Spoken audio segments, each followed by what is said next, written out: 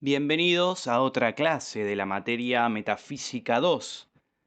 En esta clase continuaremos con el desarrollo de los temas dedicados a la unidad de presentación del pensamiento del autor Friedrich Nietzsche. Siguiendo el libro manual de Juan Pablo Esperón, El acontecimiento, la diferencia y el entre, donde se aborda el pensamiento de este autor, además del de Heidegger y el de Deleuze. En la clase de hoy nos vamos a dedicar a el socratismo como comienzo y delimitación de la metafísica occidental. Un poco introduciendo los temas de la clase, la cuestión será describir cómo nace la metafísica occidental y cuáles son sus características de acuerdo a la consideración nietzscheana al respecto. En primer lugar, entonces, habría que decir que Sócrates o el socratismo representa la victoria del ideal racional frente a Dionisos, imponiéndose la lógica de fundamentación binaria y la estructura proposicional o la lógica conceptual. El tema de Dionisos ya lo habíamos estudiado en la clase anterior, la idea de el aspecto trágico de la vida, del devenir constante, de la exaltación de la vida, de la tierra y su valor, de lo instintivo, del caos y la desmesura, etc. Yendo entonces a este primer aspecto, es necesario saber que la lógica de fundamentación destruye esta cosmología de las fuerzas dionisíaco-apolíneas que habíamos establecido la clase pasada. Esta lógica de fundamentación se va a aplicar primero sobre el pensamiento y luego sobre la realidad. Se comienza a pensar con esta lógica propia de la metafísica y luego la realidad es vista con esta misma lógica. Lo mismo que hay en el pensamiento, lo mismo hay en la realidad. Lo mismo es ser y pensar, diría Parménides. Esta identificación entre el noein y el estin o el einai en griego. Eso en primer lugar. En segundo lugar, continuando con esta primera característica, el lenguaje conceptual, vamos a ver, elimina el tiempo. Esto es, el lenguaje, la lógica propia de la metafísica, elimina el devenir. La concepción trágica de la realidad como fluir o devenir va a desaparecer con el pensamiento metafísico. El lenguaje conceptual metafísico va a objetivar lo real, reduciendo toda multiplicidad y reduciendo el devenir a la unidad, a lo eterno. Veremos que las proposiciones del tipo S es P, X es Y, etc., implicará la construcción de universales abstractos, en los que los predicados se van a terminar independizando de los entes o de los fenómenos particulares. Entes y fenómenos que varían, que devienen, que están sometidos al paso del tiempo. Pero el tiempo va a ser uno de los grandes olvidados para la metafísica. Lo que los diferentes predicados dicen de un sujeto tiene sentido en sí mismo, el significado va a expresar la esencia absoluta e invariable, pero esta esencia va a quedar fijada para siempre fuera del tiempo. Todo lo real termina por transformarse en un sistema lógico y ordenado. ¿Qué significa esto? Que los fenómenos, lo que acontece en el plano de lo empírico, del plano cotidiano, del plano del mundo fenoménico, toda esta multiplicidad de cosas se van a pensar en cada caso fuera del tiempo y en la seguridad de la representación. Otra cuestión más acerca de este triunfo del pensamiento socrático, del socratismo, de la victoria del ideal racional, es que el representante de la lógica de fundamentación y del lenguaje conceptual será Sócrates. Este filósofo va a delimitar conceptualmente la realidad a través de un arsenal de definiciones universales, absolutas y necesarias que ponen límites a las múltiples dimensiones que constituyen dicha realidad. Podemos recordar cualquiera de los diálogos platónicos que tienen a Sócrates como protagonista, donde la pregunta y la repregunta siempre es buscando esa definición, ese concepto absoluto, necesario, universal, que al mismo tiempo que permite identificar la esencia de algo, que determina lo que algo es, también dice lo que algo no es, también limita. Definir es poner fin un poco la discusión de qué es esto, pero también decir esto consiste en esta cosa y no en esta otra. Obviamente hay muchas cuestiones sobre la interpretación de la figura socrática. Quizá la interpretación nietzscheana no sea la única, definitivamente no es la única, y podemos, mejor dicho, hacer algunas objeciones a esa lectura, como por ejemplo, que quizá Sócrates no quiere definiciones cerradas, sino que siempre en Sócrates observamos esta cuestión de que se puede preguntar un poco más, de que las definiciones no son tan obvias, las esencias no están tan determinadas, delimitadas, no son tan universales, absolutas y necesarias, sino que este planteo de lo universal, lo absoluto y lo necesario viene más del lado de Platón y no de la figura socrática en sí misma. Pero eso será una discusión aparte. De acuerdo con los lineamientos que estamos siguiendo aquí, entonces, estas definiciones que busca Sócrates van a ser las significaciones eternas, las esencias o las ideas, objetivadas y situadas fuera de la temporalidad. Lo que sucede entonces, observa Nietzsche, es que con la figura y la tarea de Sócrates queda aniquilado el elemento dionisíaco presente en la tragedia griega. A propósito de Sócrates y el aniquilamiento del elemento dionisíaco, podríamos ir a una de las citas de sus obras, donde nos dice lo siguiente.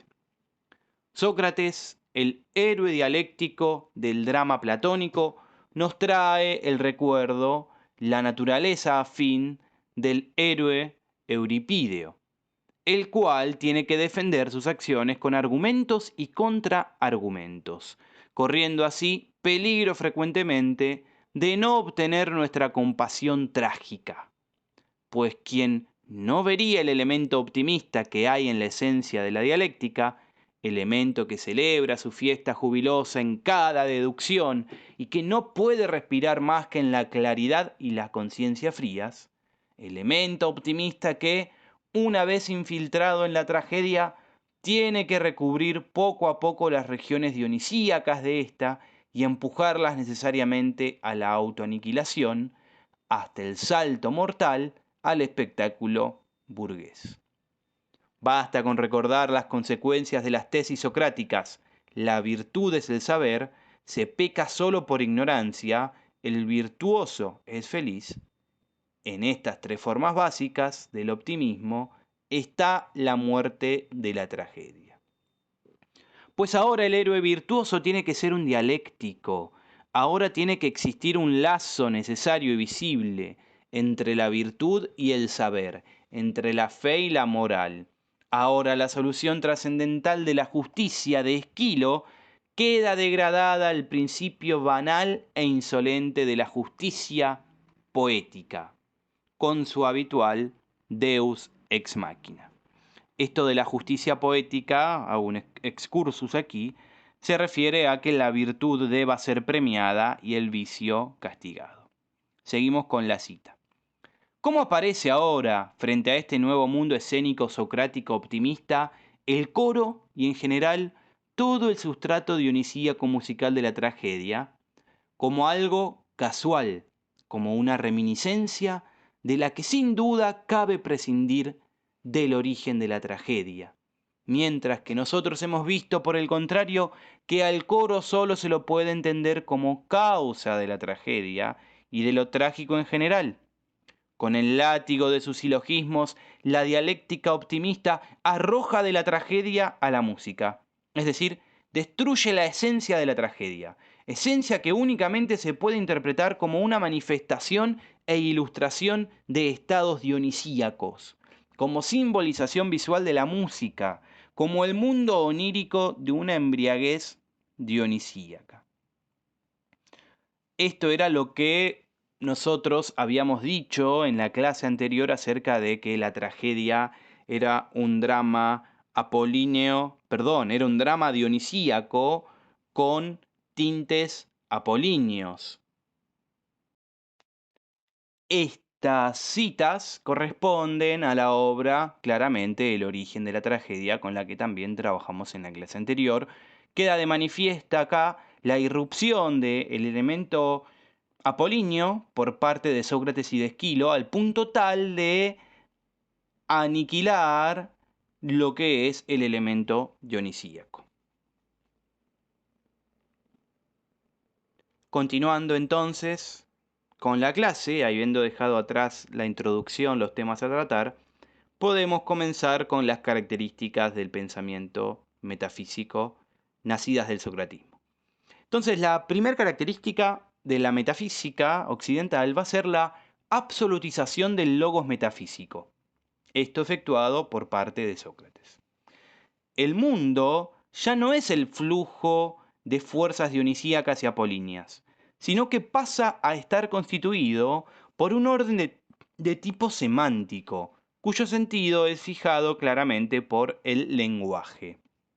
La verdadera realidad que debe ser pensada ya no va a ser la realidad del devenir sensible, propio de las fuerzas apolíneas y dionisíacas, sino el mundo de las significaciones, de la realidad lingüística, de los conceptos, podríamos decir. Es el mundo ideal, y ya no sensible, de las significaciones, de las ideas, de las esencias, los conceptos, los entes verdaderos de los predicados. Este mundo de las significaciones no es colocado junto al mundo del devenir sensible, sino que es alejado, es independizado de ese mundo. Si el mundo del devenir con las fuerzas de las deidades artísticas griegas es dejado a un lado, o sea, este mundo del devenir representado por las fuerzas de Apolo y Dionisos, entonces la institución del ideal racional propio del socratismo destruye tanto lo dionisíaco como lo apolíneo. ¿Por qué destruye lo apolíneo? Si acá pareciera que es lo que cobra primacía. Porque recordemos que lo dionisíaco y lo apolíneo se requieren mutuamente, se copertenecen, están en tensión, se necesitan el uno al otro, son el yin y el yang. El fundamento de todo lo ente es o pasa a ser el ideal racional, es decir, se halla en el mundo ideal de las significaciones. Lo que dijimos, ideas, entes verdaderos, predicados, en el mundo de las significaciones o de la realidad lingüística. En este punto, el pensamiento se fija en un logos de tipo transmundano, metafísico, que va más allá, en el logos que va más allá justamente del mundo sensible del devenir, hacia aquella otra realidad ideal, dando comienzo a la metafísica y a su lógica de fundamentación binaria. Una segunda característica de la metafísica va a ser la instauración justamente de esta lógica de oposición o fundamentación binaria. ¿En qué consiste esta lógica de oposición o fundamentación binaria? Bueno, lo que deviene, lo que cambia, se transforma, se va a identificar con lo aparente y lo real, la verdadera realidad, pasa a ser un mundo inventado, un mundo ontologizado, opuesto a este mundo aparente, que es el mundo de lo que no deviene, el mundo de las ideas, que son inmutables, perfectas y eternas, el mundo que nos permite hacer estos predicados universales necesarios absolutos de S es P. Lo verdaderamente real, las ideas, van a ser contrapuestas a lo móvil y a lo cambiante. Como consecuencia directa de esta instauración de esta clase de lógica, va a cambiar la orientación y la concepción del ser humano, la concepción antropológica, junto con el lugar que el ser humano ocupa en el cosmos, en el concierto del universo, de lo real, de lo existente, etc. Esta instauración de la lógica de fundamentación binaria marca el inicio de la historia de la metafísica occidental y también marca la destrucción de la experiencia del mundo como una estética dionisíaca. Recordemos que Nietzsche planteaba la idea de la comprensión del mundo a partir de un horizonte estético donde el elemento dionisíaco lleva la voz cantante, como vimos la clase anterior. Bueno, el socratismo va a romper esta forma de pensar el mundo y se va a instaurar la racionalidad a ultranza. El mundo de la metafísica occidental es el mundo de las significaciones, el mundo lógico, cuyo medio o instrumento va a ser la razón, que establece los límites y los alcances de todo lo que puede ser pensado, imponiendo las condiciones de posibilidad de las definiciones, regidas por la lógica de la identidad y la no contradicción. En definitiva, la razón se convierte en el instrumento que descalifica todo aquello que no se ajusta a lo real. Esto es, la transparencia, la seguridad y la estabilidad van a ser los criterios, las características o los rasgos propios de las significaciones. Para que algo se ajuste a lo real, ha de ser transparente, seguro y estable. Esto es algo propio de la significación. Además, estas significaciones o ideas se van a ubicar fuera del tiempo y van a resultar ser eternas, perfectas y dignas de adoración. Vayamos entonces a una cita de la obra de Esperón que ilustra justamente esto. Juan Pablo Esperón nos dice: la razón lógica no se limita solo a la mera descripción teórica del devenir múltiple de lo real, sino que determina el mundo a imagen y semejanza de aquella idea inmutable que es capaz de entender. Esta razón es la que se ha consumado en la moderna metafísica y que se despliega actualmente a través de la tecnociencia. La razón transforma, domina y manipula lo real conforme a un modelo permanente e invariable de perfección, la idea. Ella pretende corregir el flujo del devenir de fuerzas apolíneas y dionisíacas, allí donde éstas no se ajusten a la determinación de la idea. Todo devenir múltiple es imperfecto, por ende peligroso para el ideal de seguridad y de estabilidad que proporciona la idea. Fin de la cita. Acá aparece claramente la razón como instrumento de la metafísica occidental. Hay un análisis psicológico de la forma de vida que crea este transmundo o que busca la seguridad, la estabilidad. Bueno, esto surge porque hay un temor frente al mundo de devenir constante, cambiante, inseguro, inestable. Esto lo veremos más adelante cuando abordemos la cuestión del nihilismo. Pero ya vemos aquí cómo aparece esta razón como el refugio del ser humano temeroso frente a lo que implica el vivir, y cómo esta razón se va a instaurar de a poco en la jueza de la realidad y la que ha de definir en definitiva qué es lo real, creando ideas y en base a esas ideas regular y moldear la realidad. Se tratará de que la realidad se ajuste a ese mundo transmundano, podríamos decir. Una tercera característica de la metafísica es que la metafísica occidental, con su nacimiento, empieza a definir la actitud del hombre de ciencia. El socratismo va a ser la actitud del hombre científico, del hombre que aspira a la verdad. Sócrates entonces viene a ser el símbolo o el representante de la razón ilustrada y de la ciencia moderna, si bien todavía hay mucho trecho para recorrer al respecto, históricamente hablando. Pero podemos anticipar en Sócrates ese tipo de racionalidad. Decíamos de la razón ilustrada, de la ciencia moderna, las cuales van a efectuar un giro significativo y con notables consecuencias al momento de determinar qué es lo real. Sócrates claramente se contrapone al pensamiento trágico, que perfora la pretensión de verdad absoluta de la ciencia y la pone en jaque. ¿Sí? El pensamiento trágico, digamos, es la que se opone a la pretensión de verdad absoluta de la ciencia y la pone en jaque. Nietzsche entonces va a sospechar de la ciencia moderna y la va a caracterizar de problemática. Porque lo que nos va a decir Nietzsche es que la ciencia moderna transforma todo aspecto de la realidad en fenómeno pensable, lógico y racional. Y si algo se vuelve pensable, lógico y racional, y decíamos que la razón es un instrumento, una herramienta nuestra, esto significa que nosotros podremos dominar eso que es pensable, eso que es lógico y eso que es racional.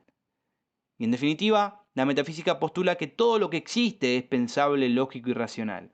Entonces, si con la razón yo puedo dominar eso, y resulta que todo lo que existe es racional, entonces yo puedo terminar dominando toda la realidad a través de mi razón y sus aplicaciones tecnológicas. La idea de la tecnociencia como aparecía en la cita anterior. Entonces el pensamiento científico moderno se va a arrogar la pretensión de poder llegar, a través de un orden causal, hasta los más hondos abismos del ser. Acá obviamente habría que ver la lógica de fundamentación de la ciencia, buscando las causas de los fenómenos, pero en definitiva, si conocemos la causa, no podemos anticipar a los efectos y nosotros mismos podemos provocar efectos en la realidad porque conocemos sus causas y podemos efectuarlas. Tenemos aquí una cita que ilustra esto, también proveniente del libro de Esperón, donde nos habla de cómo el socratismo destruye la tragicidad de la vida. Lo que veníamos hablando de la ciencia moderna, el ideal socrático, el hombre científico que llega o se arroga la capacidad, la pretensión de llegar a las causas de las cosas absolutas, dice la cita, ello destruye la esencia trágica del mundo y se pierde el acceso a la intuición del oleaje dionisíaco de donde todo surge y a donde todo regresa. De este modo, el elemento dionisíaco queda olvidado en la historia de la filosofía occidental y se vuelve incognoscible. La dialéctica racionalista socrática destruye la esencia de la visión trágica del mundo. Pero observemos que, a partir de esta instancia, las oposiciones metafísicas logran imponerse sobre la tensión, el entre, donde ya no se percibe el devenir tensionante de las fuerzas apolíneas y las fuerzas dionisíacas, sino que aparece una nueva oposición entre Dionisos y Sócrates. Ello significa que no es Apolo quien se opone a lo trágico y produce su quiebre, sino que es Sócrates sino que es Sócrates su destructor, porque él no es ni apolíneo ni dionisíaco. Y esto ha de quedar claro desde un principio. Por ahí en la clase anterior se lo ha dicho o previamente en esta misma clase, pero la destrucción de la tragicidad de la vida no significa que ha triunfado Apolo sobre Dionisos, lo apolíneo sobre lo dionisíaco, sino que Apolo en ningún momento se opone a lo trágico. Apolo es parte de la tragicidad de la vida. Esa tensión es inherente a la vida. Lo que no es inherente a la vida es que uno de los dos polos prime. Asociábamos Apolo a la racionalidad. Lo que no es propio de la tragicidad de la vida es que la vida sea puramente racional, como plantea Sócrates y a partir de Sócrates el resto de la filosofía occidental o dentro de la tradición que estamos trabajando.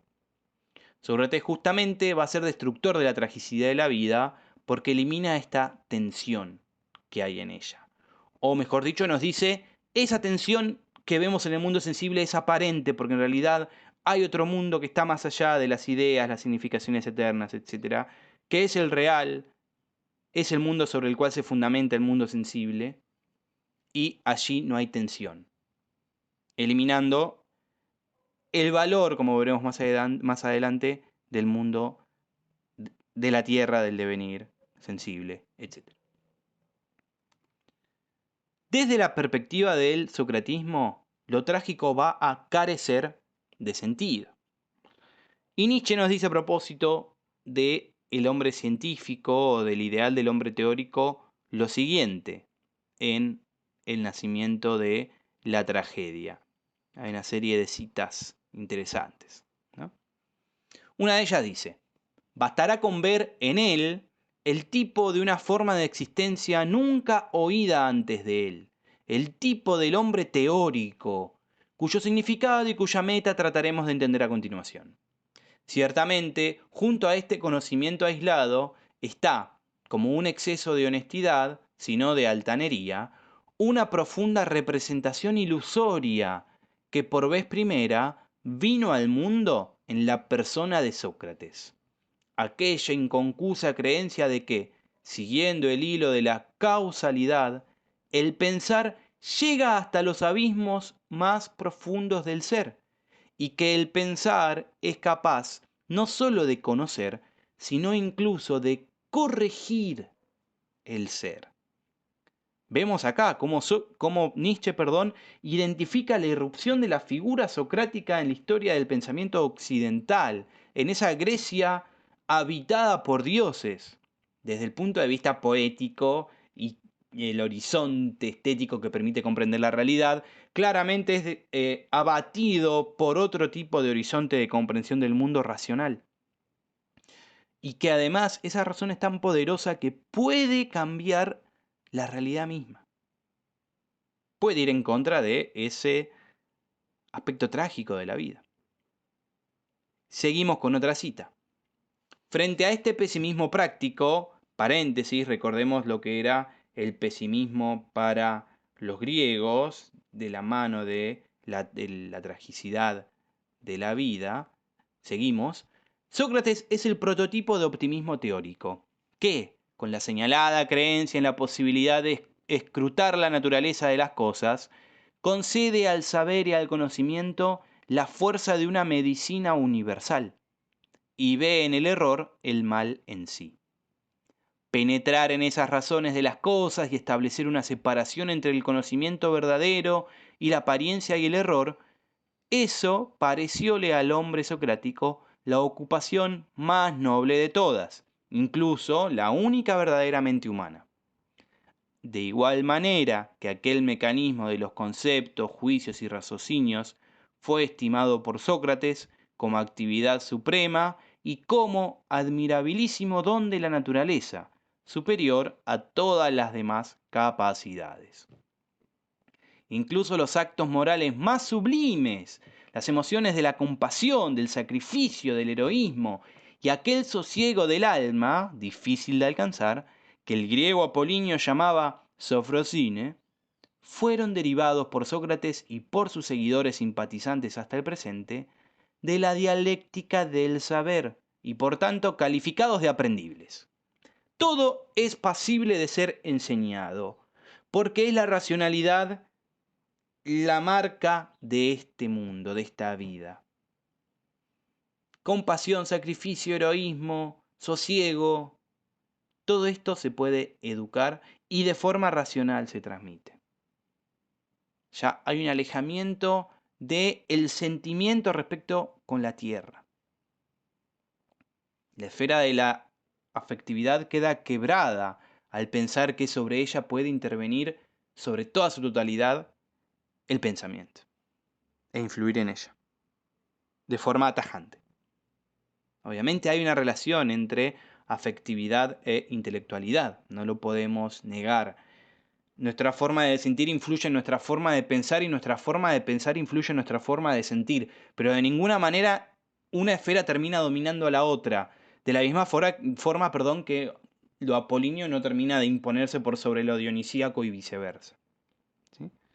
Otra cita nos dice, sobre la misma obra, El nacimiento de la tragedia: yo entiendo por espíritu de la ciencia aquella creencia aparecida por vez primera en la persona de Sócrates, en la posibilidad de sondear la naturaleza y en la universal virtud curativa del saber. ¿No? El gran vicio del hombre, la gran enfermedad mortal de la humanidad, para Sócrates es la ignorancia, el desconocimiento, lo que nos lleva a obrar mal. El saber todo lo cura. Y es un saber puntual, ¿no? El saber del conocimiento de las esencias fijas, inmutables, alejadas del devenir, etc. ¿Sí? Seguimos con otra cita. La forma más noble de aquella otra forma de jovialidad griega, la alejandrina, es la jovialidad del hombre teórico. Ella ostenta los mismos signos característicos que yo acabo de derivar del espíritu de lo no dionisíaco. El combatir la sabiduría y el arte dionisíacos, el intentar disolver el mito, el reemplazar el consuelo metafísico por una consonancia terrenal e incluso por un deus ex machina propio, a saber, el dios de las máquinas y los crisoles, es decir, las fuerzas de los espíritus de la naturaleza conocidas y empleadas al servicio del egoísmo superior, el creer en una corrección del mundo por medio del saber, en una vida guiada por la ciencia, y ser también realmente capaz de encerrar al ser humano individual en un círculo estrechísimo de tareas solubles, dentro del cual dice jovialmente a la vida: te quiero, eres digna de ser conocida. Esta es la actitud propia del hombre teórico.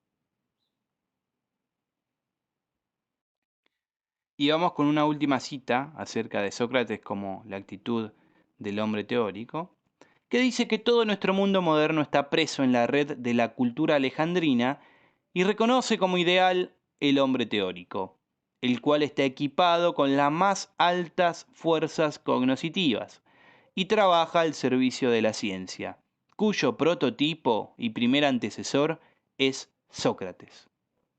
Todos nuestros medios educativos tienen puesta originariamente la vista en ese ideal. Toda otra existencia ha de afanarse forzadamente por ponerse a su nivel, como existencia permitida, no como existencia propuesta. Entonces, habiendo culminado con esta identificación del socratismo como la actitud del hombre de ciencia, tenemos el triunfo tecnocientífico y dialéctico del hombre de razón. El pensamiento técnico-científico se inaugura como consecuencia del logos racional, que tiene como carácter esencial la objetivación y se desarrolla en el socratismo, en el platonismo. El pensamiento científico-técnico domina toda la historia occidental y se consuma en la metafísica moderna de la subjetividad. Veremos, sobre todo en Heidegger, cómo, a partir de la modernidad, tanto la razón como las acciones humanas se vuelven instrumentos en orden al dominio técnico de lo real. La razón socrática, la ratio socrática, es la fe en la organización científico-técnica del mundo. Va a someter los instintos universales inmediatos a las exigencias universales del saber. La conciencia pasa a un primer plano como instancia suprema de la personalidad. La conciencia es ahora un instrumento para el saber fundamentado. Ella ocupa el lugar de la razón o ratio organizadora y clasificadora de la totalidad de lo real. La conciencia, en términos de la ratio socrática, ahora es inalienable.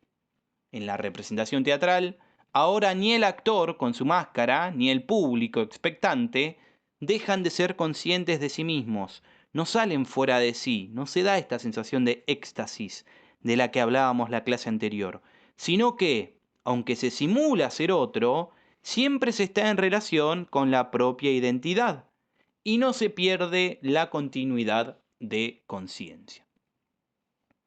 Otra característica del socratismo, de la metafísica occidental, va a ser el nacimiento de la historiografía, esto es, de la ciencia histórica, de lo que llamamos la historia como disciplina. Y esto nace, de acuerdo con Nietzsche, a raíz del exceso de conocimiento como una enfermedad histórica. Términos de Nietzsche. La destrucción de la tragedia, en el sentido nietzscheano, trae aparejada la sustitución del mito por la historia. El mito claramente ha sido sustituido progresivamente también por la filosofía, el pasaje del mitos al logos. La historia viene a decir aquellos hechos mitológicos que fundan nuestra comunidad, en realidad hay que pensarlo ya no recurriendo a las divinidades, sino recurriendo a la historia, que dé cuentas de qué fue lo que realmente sucedió. La historia va a ser la sede del despliegue de la racionalidad universal que, por exceso de historia, se ha vuelto incapaz de hacer historia. Medio trabalenguas esta cuestión, ¿sí? Pero vamos a ver la siguiente cita sobre la sustitución del mito por la historia. Lo encontramos en Nietzsche también, en el nacimiento de la tragedia. Dice lo siguiente: pues es destino de todo mito irse deslizando a rastras poco a poco en la estrechez de una presunta realidad histórica y ser tratado por un tiempo posterior cualquiera como un hecho ocurrido una vez, con pretensiones históricas. Pues esta es la manera como las religiones suelen fallecer, a saber, cuando bajo los ojos severos y racionales de un dogmatismo ortodoxo, los presupuestos míticos de una religión son sistematizados como una suma acabada de acontecimientos históricos, y se comienza a defender con ansiedad la credibilidad de los mitos, pero resistiéndose a que éstos sigan viviendo y proliferando con naturalidad, es decir, cuando se extingue la sensibilidad para el mito y en su lugar aparece la pretensión de la religión de tener unas bases históricas.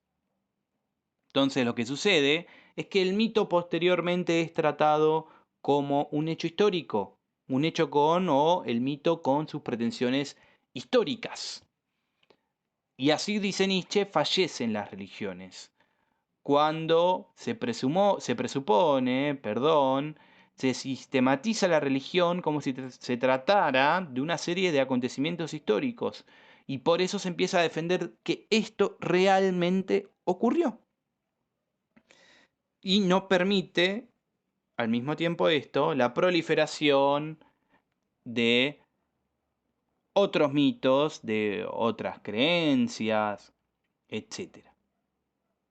Todo esto por la búsqueda de la pretensión, mejor dicho, de las bases históricas de la religión. Acá Nietzsche parece separar lo que sería la base histórica de un hecho y el poder interpretativo que nos da el mito, digamos. Más allá, la cuestión no es si es verdadero el mito o no, si es verdadero o falso, si realmente ocurrió en la realidad, si hay un hecho histórico constatable del mito. Lo importante es qué poder explicativo y qué poder de reflejar en nuestra vida tiene ese mito en nosotros. Para los griegos, o Nietzsche diría, tiene un poder mayor explicativo el mito acerca de lo que sucede en la sociedad, en los individuos o dentro de la esfera personal de uno mismo, que la mirada histórica de los acontecimientos. Continuando entonces con las características de la metafísica occidental nacida del socratismo, nos encontramos con el rasgo de la inversión radical del sentido estético. Va a aparecer un nuevo arte a partir del pensamiento metafísico, que es el arte radicalmente canónico. Es el arte que establece parámetros de belleza de acuerdo con la proximidad al ideal inteligible. Todo tiene que ser comprensible o inteligible para ser bello. De alguna forma se da una especie de socratismo estético. La dimensión dionisíaca de la tragedia y del mundo, aquello que no cobra sentido en los parámetros racionales del socratismo, son expulsados del ámbito de la belleza. Lo bello pensado bajo las características o categorías socráticas, platónicas, termina por aniquilar también lo trágico. Vemos también en el socratismo lo que podríamos llamar la psicología o el modo de existencia del hombre socrático, algo que hemos mencionado al principio de la clase. El hombre socrático es una persona que necesita de seguridad y la encuentra asegurando el devenir a través de las estructuras metafísicas fijas, como por ejemplo el mundo platónico cristiano, el mundo de las esencias eternas, las verdades absolutas, unilaterales y no criticables. Este aprisionamiento del devenir en las estructuras metafísicas hace soportable la vida y de alguna manera también la hace manipulable, la deja bajo nuestra merced. Es esta actitud del socratismo la propia, la que encontramos en las culturas decadentes y debilitadas, nos dice Nietzsche, porque estas culturas son decadentes y debilitadas porque no están a la altura de la vida, no son vitalistas, no buscan el crecimiento o acrecentamiento de la vida. La cultura occidental, de acuerdo con Nietzsche, va a ser una cultura decadente y debilitada que se sostiene sobre los restos de este mundo platónico cristiano, lo cual abordaremos en las próximas clases cuando trabajemos en profundidad la noción de nihilismo. Sócrates entonces aparece como una figura contraria a la vida, que representa la justificación de la vida y no su afirmación. Con Sócrates, la vida tiene que ser justificada y juzgada, de modo que el hombre teórico o de ciencia es el verdadero negador del espíritu y de las fuerzas trágicas vitales. A propósito de esto, encontramos también en El nacimiento de la tragedia una cita donde se entroniza a Sócrates. Nos dice lo siguiente: el Sócrates moribundo se convirtió en el nuevo ideal, jamás visto antes en parte alguna, de la noble juventud griega. Ante esa imagen se postró con todo el ardiente fervor de su alma de entusiasta, sobre todo Platón, el joven heleno típico.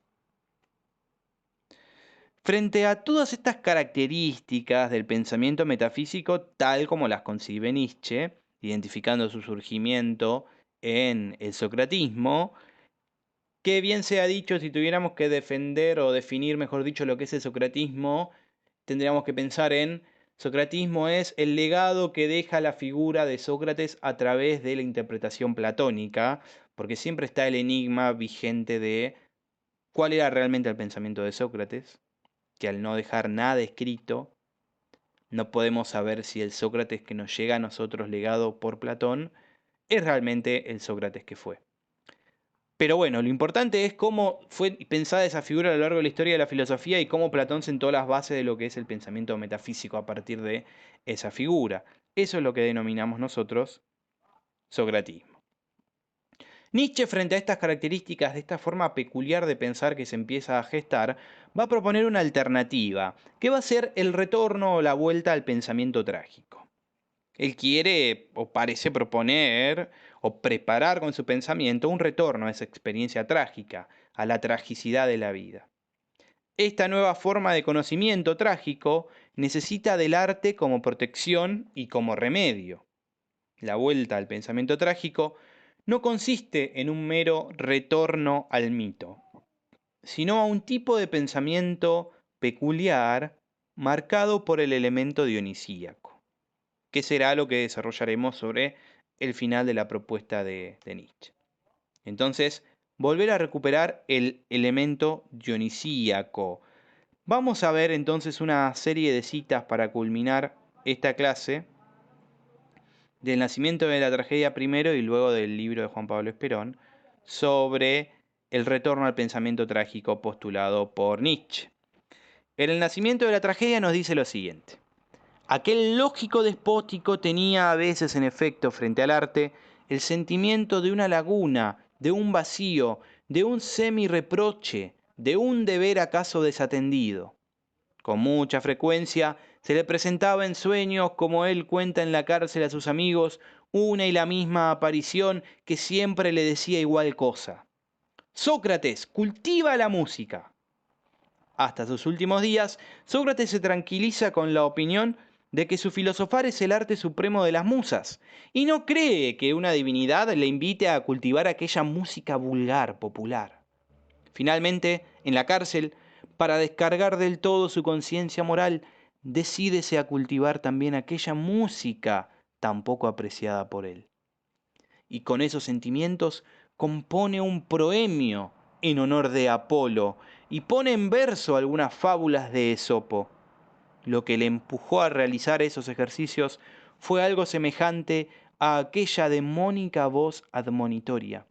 Fue su intuición apolínea de no comprender, lo mismo que si fuera un rey bárbaro, una noble astuta de un dios, y de correr peligro de pecar contra su divinidad, por su incomprensión. Aquella frase dicha por la aparición onírica socrática es el único signo de una perplejidad acerca de los límites de la naturaleza lógica. ¿Acaso ocurre, así tenía él que preguntarse, que lo incomprensible para mí no es ya también lo ininteligible sin más? ¿Acaso hay un reino de sabiduría del cual está desterrado el lógico? ¿Acaso el arte es incluso un correlato y un suplemento necesarios de la ciencia? Fin de la cita.